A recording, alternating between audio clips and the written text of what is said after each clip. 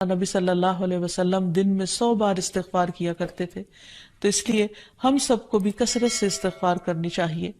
استغفار بیماریوں کا علاج بھی ہے اور اللہ کے عذاب سے بچانے والا بھی، اللہ سبحانہ وتعالیٰ کی رحمت پانے کا ذریعہ ہے، اور پھر بارش کے نزول کا ذریعہ بھی ہے، زراعت میں برکت کا ذریعہ، کبیرہ اور صغیرہ گناہوں سے معافی کا ذریعہ، اچھا اعمال نامہ پانے کا ذریعہ، یعنی قیامت کے دن انسان کو جن کی بخشش ہوگی ان کو خوشخبری دی جائے گی اور ان کا نامہ اعمال جو ہے وہ بہترین نامہ اعمال ہوگا۔ پھر جنت میں درجات کی بلندی استغفار کی وجہ سے ہوگی۔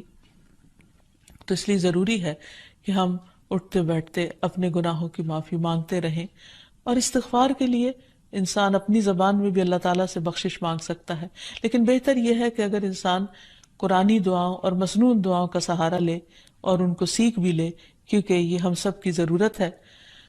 سورۃ نوح میں اللہ سبحانہ وتعالی فرماتے ہیں، حضرت نوح علیہ السلام نے اپنی قوم کو استغفار کرنے کو کہا، اور کیا کہا؟ فَقُلْتُ اسْتَغْفِرُوا رَبَّكُمْ، میں نے اپنی قوم سے کہا کہ اپنے رب سے استغفار کرو، اپنے رب سے معافی مانگو۔ تو نتیجہ کیا ہوگا؟ إِنَّهُ كَانَ غَفَّارًا، بے شک وہ بہت زیادہ معاف کرنے والا ہے۔ يُرْسِلِ السَّمَاءَ عَلَيْكُمْ مِدْرَارًا، تم پر آسمان سے خوب بارشیں برسائے گا، آسمان کو تم پر برسنے والا بنا دے گا۔ وَيُمْدِدْكُمْ بِأَمْوَالٍ وَبَنِينَ، تمہیں مال اور بیٹوں سے مدد دے گا۔ وَيَجْعَلْ لَكُمْ جَنَّاتٍ، تمہارے لیے باغات بنائے گا۔ وَيَجْعَلْ لَكُمْ أَنْهَارًا، اور تمہارے لیے نہریں جاری کر دے گا۔ آپ دیکھیں کہ ایک انسان کی خواہش کیا ہوتی ہے کہ اس کو کیا کچھ ملے، یعنی رہنے کا مقام اور حالات جو ہیں وہ پرسکون ہو، پھر اس کے بعد یہ کہ مال ہوں، بیٹے ہوں، باغ ہوں، اور زندگی کی اور آرائشیں اور نعمتیں ہوں۔ یہ ساری چیزیں کہاں سے ملتی ہیں، کیسے ملتی ہیں؟ استغفار سے ملتی ہیں۔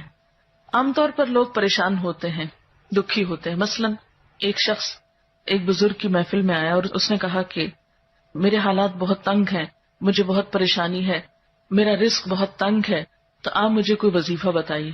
تو انہوں نے اس کو کہا کہ کثرت سے استغفار پڑھو۔ دوسرا آیا، اس نے کہا بچوں کی شادی نہیں ہوتی، تو آپ نے اس کو بھی کیا بتایا کہ کثرت سے استغفار کرو۔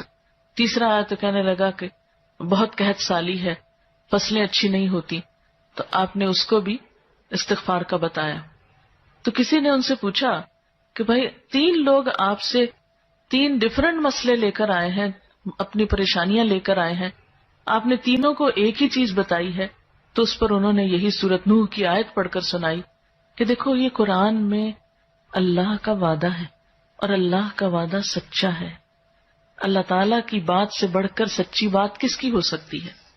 ہمارے پڑھنے میں کمی کوتاہی ہو سکتی ہے، لیکن اللہ کی بات میں کوئی شک نہیں۔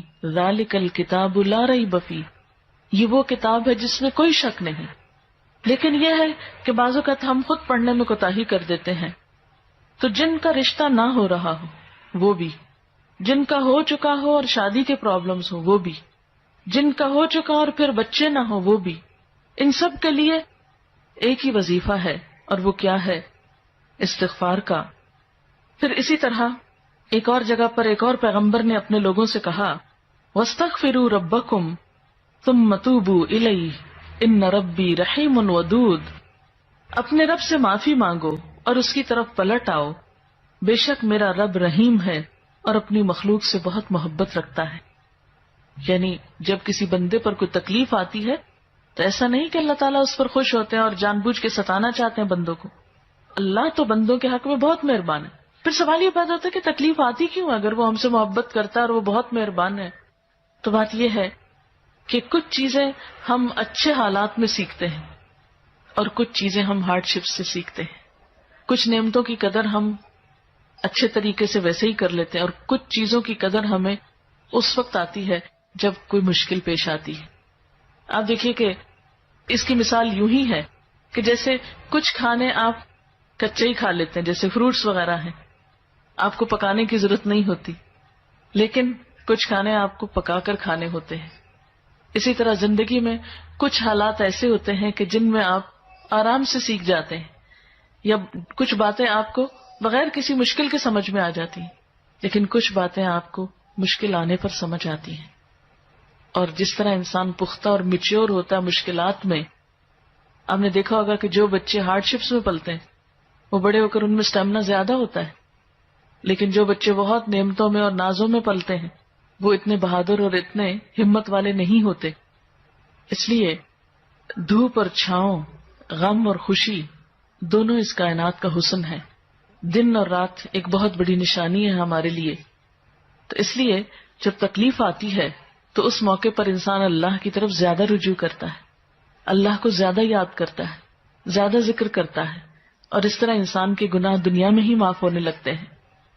ایک اور جگہ پر آتا ہے وَأَنِ اسْتَغْفِرُوا رَبَّكُمْ ثُمَّ تُوبُوا إِلَيْهِ يُمَتِّعْكُمْ مَتَاعًا حَسَنًا، اور یہ کہ تم اپنے رب سے معافی چاہو اور اس کی طرف پلٹ آؤ تو وہ تم کو اچھا سامان زندگی دے گا. یعنی دنیا کی اچھی نعمتیں کس سے ملیں گی؟ استغفار